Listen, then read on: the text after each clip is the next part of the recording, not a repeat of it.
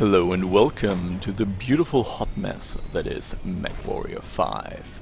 Now, first thing first, this thing is only available at the Epic Store, and that's the reason why I originally didn't want to get it, because at some point you're gonna have 1000 different access programs on your computer just to run a couple of games. But it's coming to Steam in about a year from what I've gathered, and there's no shame in waiting, because even though this is coming out as a full release for $40, it is very much an early access title. And the first point we're gonna notice is if you're trying to set up a HOTAS, which isn't the most efficient way to play the game, but certainly the most immersive way to play the game. Yeah, you can't just set up your HOTAS like you can in every game of the last 20 years. Either you manually write into a Lua file in order to do that, or you have to download 3 different access programs. And compared with what some people have said on the forums, I was quite quick. It only took me about 2 hours and about 40 different curse words to get my HOTAS all set up. Also, this would be the perfect game for VR, you know, everything that's sitting down and shooting is perfect for it, so all those vehicle games like Mechwarrior. But there's no VR support. It's supposed to come in the future, maybe, and also there's no multiplayer. Okay, there is co-op, that's still a bit clunky, so the framework is apparently there, but there's no PvP multiplayer mode, and considering how lacking the AI is, that's really a shame, because I would love to fight something that doesn't just fall over and suffocate on a rock. Now the campaign element is serviceable. You manage your mercenary force, take on different missions, and since the universe is very, very generic, like nothing really has character, it's just a bunch of points on a map where there are different missions. You don't actually go around exploring it, but it's serviceable just to get you from mission to mission. Departure. Warning. Hangar doors opening. Stand clear. Reactor online.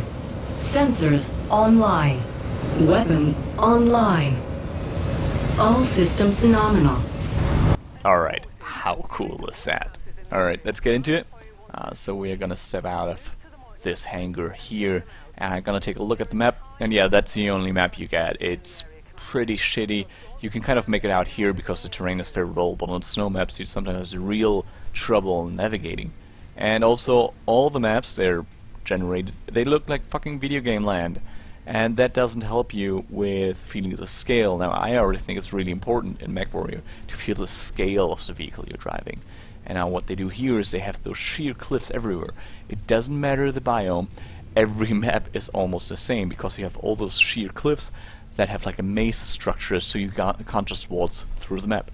Now, if you look like at 90% of the terrains that actually exist, a Mechwarrior of that size could probably just walk straight through. So why make me feel small when you're trying to make me feel like I'm piloting a huge vehicle at the same time? I don't know. Now, my teammates are set to follow me. Now, you've seen they're not doing that at all, but we'll get to that in a minute. Now, you see I have trouble targeting stuff, and that's not the fault of the game. I decided to play with a HOTAS setup to make it more immersive, which is harder, so my aiming is going to be really, really bad, and it's going to increase the difficulty, but for the immersion I'm okay with that. So let's have a look at the upper left corner. There's our mission, and it's always the same mission. It is always, no matter if attacking or defending, go to a point, enemies spawn all around you, kill all the enemies, go to next point, rinse, repeat. There is not a second mission type in this, and it's a shooter game. We have been doing shooters and different missions in shooters for 20, no, longer, way longer, 30 years now. And there's so many interesting mission types. Maybe even some with a little bit of story where I have to wait for something else to happen, or you're part of a huge assault instead of just 4 mechs going in, or having escort. There's so many different types instead of go to place, shoot all the things. Now, to spice things up, what Mechwarrior will do is they'll just randomly spawn enemies all around you, and there it happens again. They just randomly spawn stuff in our back. And in order to hide that, they disabled what is in Mechwarrior usually the radar. We now only have stuff that's in front of us on our radar scope, and only up to around 700, 800 meters. Now the problem is, my most long-range weapons are around 900 meters. Now a lot of people say, okay, so you need to use teamwork with your bots in order to, get the range on the radar in order to use your weapons to the full effect. That would be fine and dandy if the bots would actually function, but they're completely non-functional the way I see it. First of all, the only formation they can do is follow you. Like, if anybody remembers Team Apache, that was a flying game from the 90s where I could already do my own formations in the editor, and then the helicopters would fly that formation in mission. Yeah, it's 2019, and Mechwarrior hasn't done it. They're just doing a cloud around you, and they don't even hold that, because as soon as they see an enemy, they'll run for an enemy in order to fire at it with all the weapons. Now, if you know anything about Battle Mech and Mech Warriors, you always have like a mix of weapons. Even if you're long-range focused like a catapult, you'll have some lasers in there for short-range defense.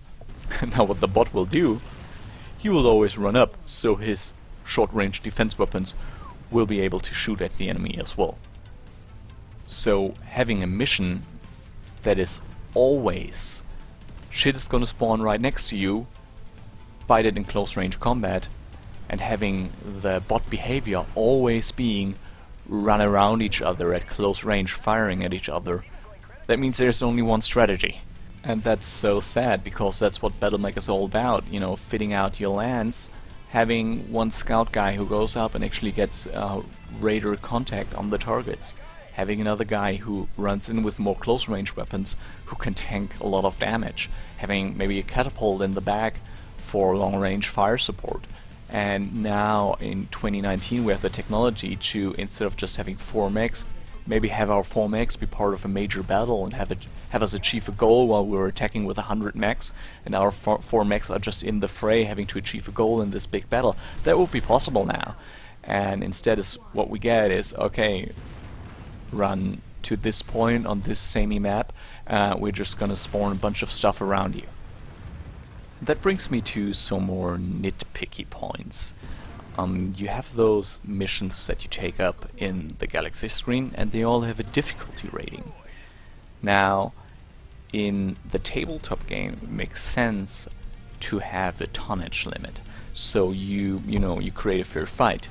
One guy has like 2 mediums, a heavy and a light, so he has a certain tonnage, and you don't want people to get ruffle stomped by 4 assaults. So what you do is you say, okay, we can build a lance however we want, but it can't be heavier than this and this.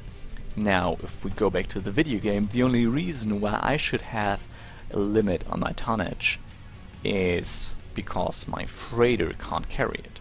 I don't need to balance the game against the AI, because the AI is not gonna get upset when it gets beaten, and I already see the difficulty rating, so if I take a mission that's way too easy for me, well, it's gonna be way too easy for me.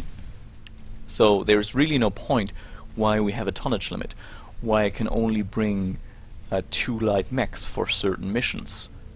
I have the dropship, it could carry it, and if I just want to, do a mission to give me a little bit of cash between missions, why can I not just, save my resources by doing it with 4 medium mechs? Worst part about it is it's not balanced the other way around.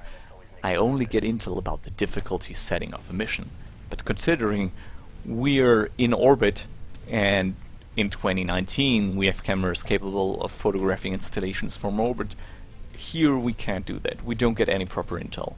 We get a probability of max, but that's not really helpful, especially if there are different missions in the area. All we get is a difficulty setting. Now I can understand why we don't have more intel, because how are you gonna put into an intel briefing that random shit is just gonna spawn all around you out of thin air? That's hard to package in an intel briefing. But just imagine the game that would be so easy to achieve, where you actually have an installation, you know who's there, you know what kind of mechs are maybe patrolling, you know what kind of defenses they have, and then you actually have to come up with a strategy. Maybe anybody remember Rainbow Six, where you could predefine path for your AI to follow. That should be fairly easy for just 3 people running over open ground. Be able to set waypoints for your AI. Where do I want my fire support mech to go into position? Maybe hold that position.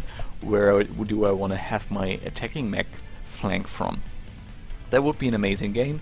And yeah, but this is not what we got. And before people jump in and say this is just an independent studio, you can't expect that much, look at Mount and Blade. Even Mount and Blade let me click on the map in order to send different troops to different points. And in Mount and Blade, even with that rudimentary system, you could actually do strategy. You could have people hold a line, you could people flank around. It was a bit cumbersome, but it worked. Anyway, it's gonna be interesting what the modding community makes of this. I highly recommend, if you're looking at this game, that you wait until it's out on Steam in about a year, and I hope some of the issues will have been fixed by that time. So I hope you found this interesting. Till next time.